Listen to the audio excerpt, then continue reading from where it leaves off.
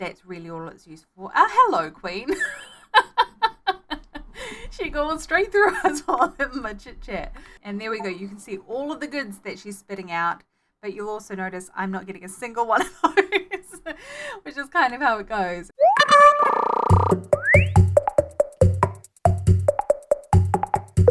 We are here for something very exciting. Happens once a week in this game. We're going to the Desert Overlord event, which just happens to be the boss battle against Queen Bellandir, who drops some pretty awesome stuff that are worth a nice pretty penny on the auction house, or could be useful to you, depending on what weapons you choose to use. But most of all, it's the biggest event on the server, as it stands until we get those guild wars. To get to it, you have to head to the Queen's Trap in the Sandworm Lair. You can head on to the Sandworm Lair waypoint, and then make your way over here to Queen's Trap. I'm currently standing on the outer edge above Queen's Trap, which is down here.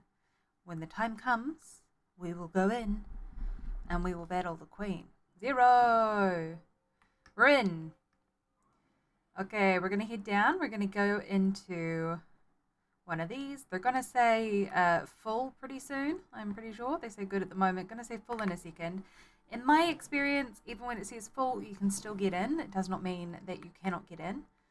But, you know, would advise trying to get in as early as possible so that you can get in there. Also, it has been proven to not really matter too much, but I do tend to join a party just in case there's a healer. That's really all it's used for. Hello, Queen. She goes straight through us while having my chit chat. Yeah, I tend to join just in case there might be a healer on board, because that can always be helpful. People used to party up because they thought that it mattered in terms of drops at the end, that you would more likely get more drops depending on how much your party had done in the battle. It's now been released that it doesn't matter. It's more on individual. Also, contributions wise, if you're a tank and you don't do much damage, you're kinda screwed. By the way, healers get points based on healing points as well as their DPS, and DPS obviously get points towards drops based on that. But it's also fairly random, to be honest with you. There are people who are level 20 in these kind of level 50 battles who get the rewards. So you're still in for a chance. It is a very minuscule chance regardless. You're probably not going to get any drops. But it's nice to be here to make sure you're in it to win it, you know? So we're going to wait here. We've got 3 minutes until the Queen appears. And then this whole group here is going to take on the Queen. And it's going to be mostly just bright lights. Mostly. Just a whole bunch of flash all over your screen. But they sure are fun. In terms of the Queen's attacks, there isn't really too much concern over those. Obviously, wherever you get the chance to block an attack, block an attack. But for the most part in these kinds of boss battles, it goes so fast that you don't really get to see any, stage attacks. So like stage 1, 2, 3, if there are any, are over in a flash. So most of the time, it doesn't matter too much. Just if you see that purple circle, make sure you're hitting your Q muscle on the PC. Don't know what it is for the console. Hit your block so that you don't get completely wiped out, which may still happen, but we try our best, don't we? It's so cool seeing her just go around. She's here and she's ready. I believe this is now the 3rd week, on the EU servers at least, having these archboss battles. They do happen once a week, as I said. For us, it's happening at 6 o'clock on a Saturday. Whoa, look at her. Damn. But yeah, it happens at 6 p.m. on a Saturday for us. And so this is the first one I'm actually participating in. I missed the last 2. I don't think it's the best time for it. I also don't think they should only be doing it once a week. but it does kind of make that loot even more rare, that you have so few chances to get it. And it sure shows. Let me just give you a sneak peek at the auction house. So right now we are doing Bellandirs. You can see if you are one of the lucky few people who happen to get any of these weapons or even the soul fragment, you can sell it for a heck of a lot of money. For reference, it's about £17 for 1,000 lucent. So you do the maths. I'm not clear, but that's a lot. That's an awful lot. So if it's not the weapon for you, it's possible you might just be able to sell it, and basically be set for life in this game. Although I tend to go through lucent pretty quick with all of the store goods. Right, we have 30 seconds now. Very exciting. I have noted that Dioku Singh, who is our party leader, does have healing abilities. Have a feeling this might be over fairly quick, so we may not need them, but that's always nice to know. We'll see how it goes. I am now a 3,000 gear score, so we do okay on the gear score, you know. We might be alright. We might do some damage here.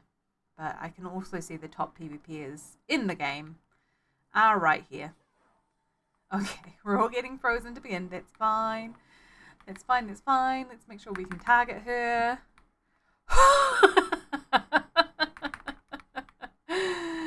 Ayo.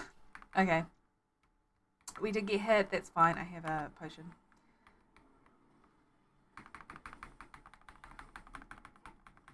Let's do our best here. There's a lot of healing circles here. No idea which is ours.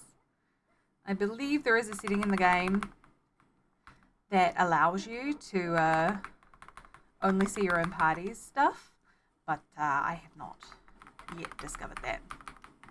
There's a lot of people dead, hey? None of our team is dead. Well, that's good.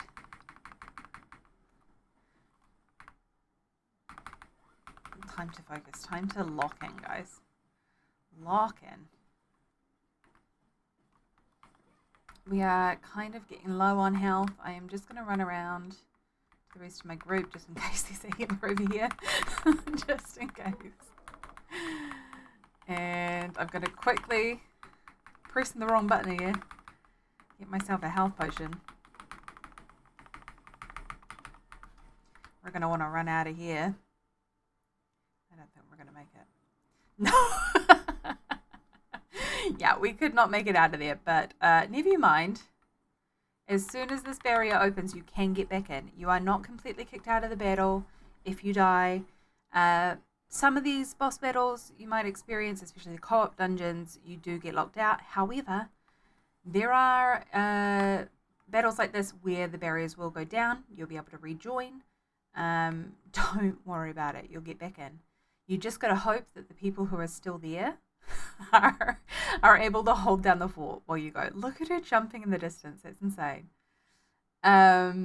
We will go back in there. The problem with dying, obviously you don't want to die. I think I could have done a lot better in that first beginning, is because you lose out on the damage you would have done had you stayed alive. So I've missed out on a lot of damage there, to be perfectly honest. But maybe we can get some final hits on her. Maybe. Be one of the last surviving if we're super lucky. We seem to be getting some healing right now, so that's nice. She's almost dead. Almost gone. Hooah!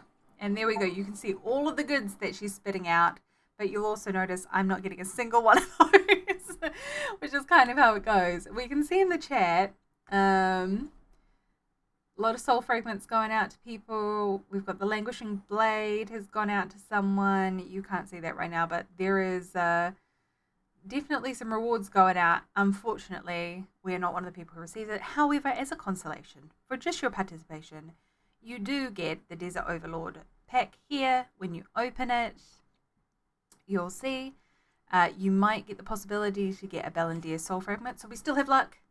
Fingers crossed. No. Not for us today. But you do get some consolation prizes there. And that, my friends, is how it goes when you battle an archboss in Throne of Liberty. I hope you enjoyed. See you next time. Bye.